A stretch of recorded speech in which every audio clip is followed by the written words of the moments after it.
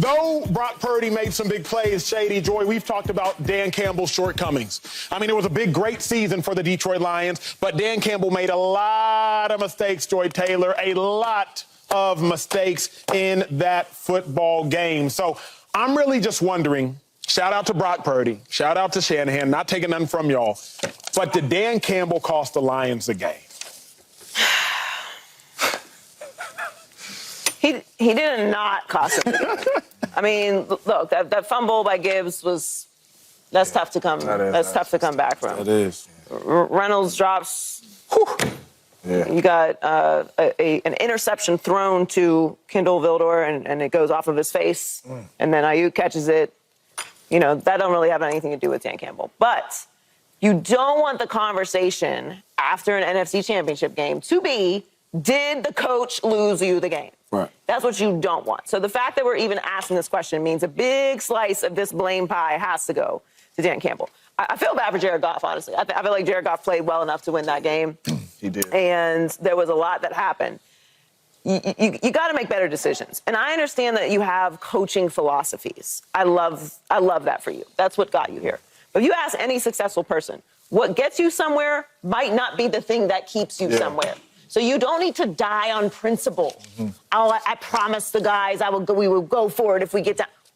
Promises? I don't care what you promise me. If it's between this and going to the Super Bowl, break that promise, bro. Lie to me, please. Tell me any lie you need to tell me. Lie to me. I'm begging you. Yeah. You got to move off of that. And to me, this is the difference between great coaches and coaches that put their teams in positions to win and coaches that just haven't gotten there yet. And I don't know, I'm not going to make this an entire indictment of Dan Campbell's coaching career because I think he's done a tremendous job, maybe the best job with the Lions. And I don't want this to discredit what they've done this season and what they've built from the time that he's gotten there to winning more and more every single year, putting together a really great roster with a lot of talented pieces. I don't want this moment to discredit that, but that's what it comes down to.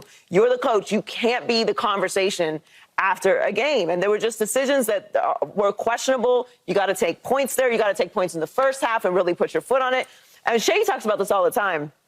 You got to find a way to close games. You got to win games. It's things change throughout the game. You have momentum, you get up, you get down. Finish the game. It's one of the things that the Eagles last year were great at. We don't know how you play, you make mistakes, whatever. Finish the game. It's what we love so much about Brock Purdy.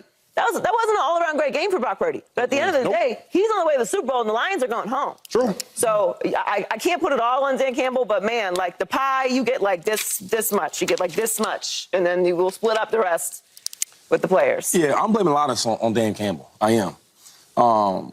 Just because, like, and I get it. He has a philosophy of, look, I'm aggressive. I'm aggressive all the time. I ain't halfway doing it. This ain't double Dutch where one foot's out, one foot's in. We all the way in it. So I get that.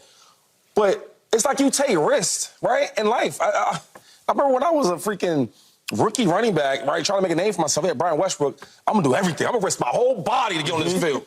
I'm going to go in there between two fat linemen and try to get a first down because I'm taking that risk to get the money, to get playing time, to get a name. But once I arrived, once they gave me that first big contract, I wasn't risking no more. I did all that. So my thing with that, let me translate that to what happened yesterday. You did all this risk to get the number 2 seed. Number 2 seed, right? 3 seed. And then you win. Now you have the NFC Championship game, right? You here. All the risk you did to get here. And then once you get here, you don't risk no more. Yeah. You play it safe. Yeah. It's like once you get rich, I don't have to do all the stuff I was doing before to get rich. Now I'm rich. Now I can take my time. And so when I look at the game, third quarter, first we had a great, phenomenal first quarter, or first half. Yeah. Quarterback, offense, defense, everybody played well, right? The second half, Niners going to make it run. They're the best team in the NFC. You know it's coming. You hold off a little bit. Third quarter, you can go up by 3 scores. You can go up by 17. It was like 6 minutes and 58 seconds, something like that.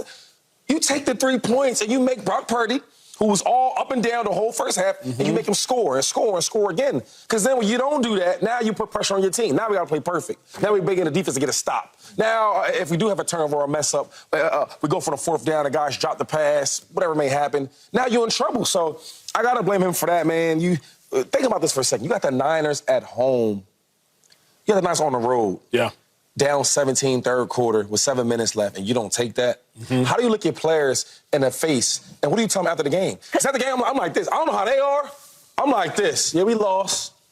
What you about to tell us? For real, though. What you about to tell us? Because you weren't even consistent. Come on, man. Like, that's the moment when you actually, like, you're going to be aggressive, right? Like, I'm aggressive, kneecap. That's his thing, yeah.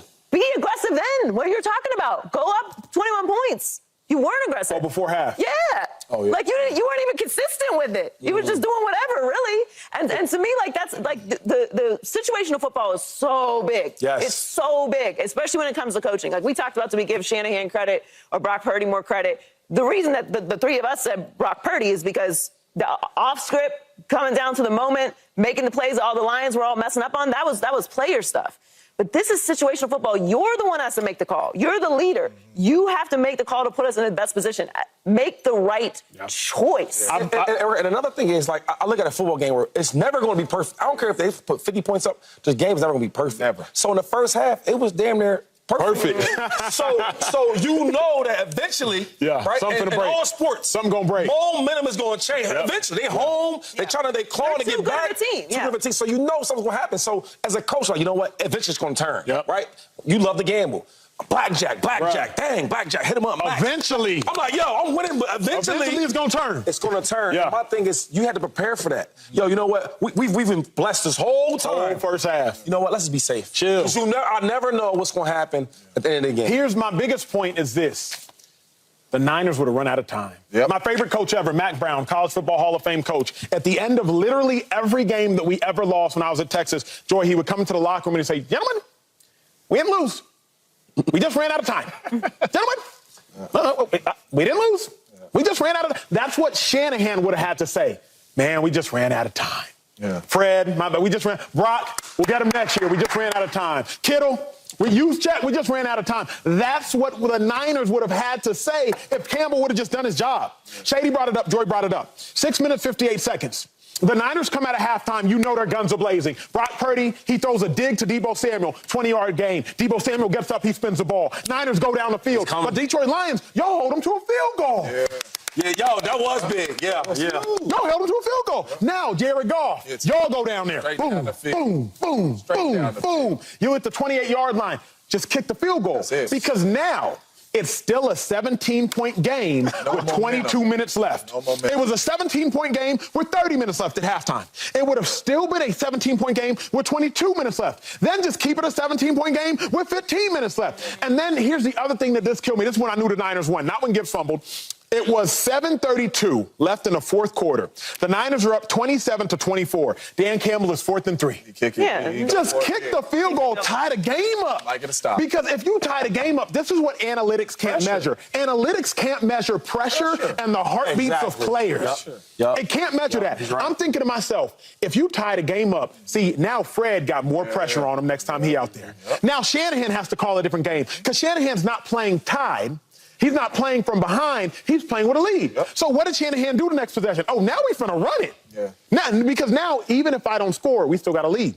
Even if we turn the ball over, we still got a lead. But you let Shanahan get the ball back, up 3. So now what'd he do? Oh, go ahead, CMC. Oh, dink and dunk. So now the Niners was just exhaling. Woo-saw. Now they was chilling. Now it's 3rd and 4. Brock Purdy, he already up by 3. So now it's 3rd and 4. Brock Purdy, he didn't have to be special. He said, I'm going to just run it. Because even if I don't pick up the first, it's Gucci. If I pick up the first, it's love. He runs it plus 21 as blouses. Game over. So to me, Campbell just made every single wrong decision in the second half. Now, could Josh Reynolds have caught the ball? Sure. Could Jared Goff have scrambled? Let's go back to him, though. Josh Reynolds, I will never play with him ever again on man. It's like him and MVS is switched. Like, you can catch. No. You can't. It was terrible. But Shady, here, and James, you talked about this, and James, I want you to speak to this for the sake of the viewer. You said Josh Reynolds would have caught that in the first half, no pressure. Again, what analytics can't measure, and this is why I love being up here with all these people who've covered sports for a long time or played it for, I think, a cumulative 25 years between the three of us, 12, 9, and my little 4, whatever the case may be. James, speak to the fact that there's more pressure mounting, Dan Campbell, when you let the lead trim and trim and trim and trim. Those drops aren't coincidence. That heartbeat is boom, boom, boom, boom, boom, boom, boom. Early in that game, you seen 3rd and 10, 3rd and 19, 3rd and 12. Like it was and Jared Goff just, right? St. Brown. All them boys just making plays, right? Ain't no pressure. We up in the game. So they just doing what they want to do. It is no pressure. I remember when we were in the Super Bowl.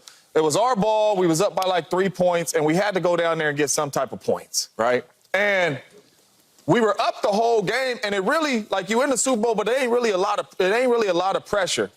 We got in that huddle knowing we had to score, and 12 like, come on now. Be where you're supposed to be. Hey, route at 10, make sure that route at 10. Like, it's just, and you just get a little tight, like, ooh, okay. You know, now I really got it. All right. Like it's pressure. Any other time, he gonna make that play. Pressure on him, he drops the football. But for me, y'all touched on analytics. I remember the year we won the Super Bowl, and even a couple years after when we had some really good records. Coach Mike had a guy that was all about analytics that went everywhere with him. He would get in the team meeting, he would talk, and his job was to protect Mike. I would have hated him. From Mike. So if we're in certain situations, he'll be like, kick the field goal right here. No, he'd be like, no, this is when you go for it. Or he'll be like, hey, this is when you take point. Where's the help? It's like when I gamble with the wife and she see me up, she'll take some of my check. You're not spending him. Where's the help? At one point, one of these coaches buzzed down in here. Hey. we up 17. Hey. Let's tie the football game. No help. And I understand the head coach has the final say, but come on now. Yeah. Like, you took this away from Jared Goff if we keep it at 100. Mm-hmm. Jared Goff played his tail off, man. He played his tail off. It ain't really too many throws that you can say that's a bad play by Goff. I agree with that. You know what I'm saying? Like, Jared Goff played his tail off. And I understand the fumble and all that. It has nothing to do with that. But, like, you didn't help him. You didn't help him. Jared Goff and the Detroit Lions should be in the Super Bowl. If they got some help from their head coach. Mm-hmm. I won't argue with you. And it's like when you are trying to come back, or you're trying to, if you've been up for so long and you feel the other team coming back, you feel that momentum. If you look at the beginning of the game, right? Gardner, C.J. Gardner. Yeah, Chauncey Gardner-Johnson. Chauncey Gardner, yeah. He was so involved because him and Debo was going back and forth, but he's reacting to the fans, right? Waving at them. They got the moment. They got the swagger. Everybody's laughing, high-fiving. The dudes, I want people to watch this. When you watch a game, the Super Bowl, no, don't watch all the players in uniform. Watch the guys not in uniform, right? Yeah, what they on? What they on? They're going to be up hollering, yelling, right? Soon the momentum change, they quiet. They looking around. Dang. The whole stadium is loud, and our team is quiet. Yeah. So as a coach now, you talk about pressure. Every decision, every moment has to be perfect because we let it slide, right? And then we talk about pressure, and not even just in sports, in anything. Anything, like if you have a lot of money, you spend it in there, then your bank account go real small, that's pressure. Now I got to make sure, okay, how much for hanging out? Okay, how much for the groceries? That's the same thing in football. When you start making these crazy, rational decisions to go for the fourth down, don't take the field goal, now going forward, every little decision you make has to be perfect. Shady, is it a coincidence that Jahmyr Gibbs fumbled after the Niners had taken away a 17-point lead and collapsed it to 7? I don't think it is. You've played the running back position before. He fumbled because he went the wrong way. He's a rookie. Biggest moment of his life. The Niners have now taken all the momentum. They got the crowd. You've been that running back before, because I know a lot of people are watching this show right now saying, momentum, it's a myth. What the heck is momentum? There's no such thing as momentum. Keep in mind, after this Jahmyr Gibbs fumble, he did not get another carry in the football game. Shady, speak to that. Don't make momentum a myth for a second. Make it real, because you've been there before. How does that affect the mindset of a player? It's so funny, man. Like, even like in high school, I didn't believe in none of that. So I got to the league, I'm like, yo, it's real. For example, when a team is coming back, their fans, they've been quiet all game for real. Now they loud. We gotta get a stop. Right? And now small things where you can make calls from the offensive lineman to the quarterback was easy. We up 14. Yo, we audible, whatever it may be. It's cool. Now everybody's loud. It's like, what you say, huh? Damn, what'd he say? Now you're in your head. Well, so now when he took it was a trap play. Yeah. As he's taking the handoff, you could say he wasn't sure if to go right or left. That's why he took the handoff like that. Then when he got it, he didn't know what to do. Know to put it. And he's young. It's a big game. It's the biggest game he's played in since college. That bigger, right? Yeah. And then now you talk about the momentum, then now the defense, they own it. So every little small mess up you got, we not messing up. And that's when the whole tide changed, bro. And once our set is over, once they got this fumble, they're going to lose. Yeah, that was the game for me, too. We're not even mentioning at the end of the game, running the ball and having to burn the timeout. Now, obviously, like, I think everyone felt like it was out of reach at that point to begin with, but you still have an opportunity. Crazier things have happened. I mean, you leave Patrick Mahomes 13 seconds and you're going home. So this is playoff football. I think that the frustration for me is there were some Jared Goff played a really, really good game. You had this incredible first half. You feel the momentum. You see the changes. Dan Campbell's been around this for how many years? Decades. He's been on he's been playing. He's a player, like, he's not new to this. So you have to find a way to stop the bleeding. That's why I hate that they didn't take those points. And on that 4th and 3, just take the points. And another thing is like, you ain't the better team. See, that's something I don't like. Right. Like, if I'm a big dog, right, and we the bigger team, cool. Yeah, we going for it. Y'all know who we are. Y'all know what's up. It's not the case. Y'all the little dog. They the big dog. Y'all the little pup. So it's like you already have the advantage because you have to score. You what are you up? 14? Bro, take that field goal, bro. I'm 17. You put the pressure back on them because they've been having pressure all game. Bro, and here's the thing. The Niners could not stop the Lions. No, the Lions stopped themselves. This is the last thing I'm going to say about this subject matter, James. I'll let you take it home after.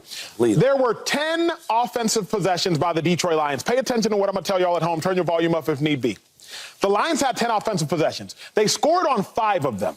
4 touchdowns, 1 field goal. They had turnovers on downs on 2 of them. 2, yep. Take those 2 turnover on downs, make them field goals. That's 7 scoring possessions out of 10 possessions. 70% of the time, the Detroit Lions offense would have scored. Now, understand this, because this is where this math gets so very fascinating. Even when the Lions didn't score, their average time of possession was 2.5 minutes, and they averaged 7 plays. So even if the Lions don't score, Joy, they're eating up 2.5 minutes and 7 plays. So you don't even have to score. The last thing I'm going to say, and this is a math that's really going to blow your mind. The Niners were down 17 at half. If the Niners and the Lions trade touchdowns and field goals, every time the Niners get the ball, they get 7. Every time the Lions get the ball, assume they get 3. It would have taken 5 possessions to make up that 17-point deficit. Subscribe here to get the latest from Speak, and go watch a few segments from our other shows on FS1.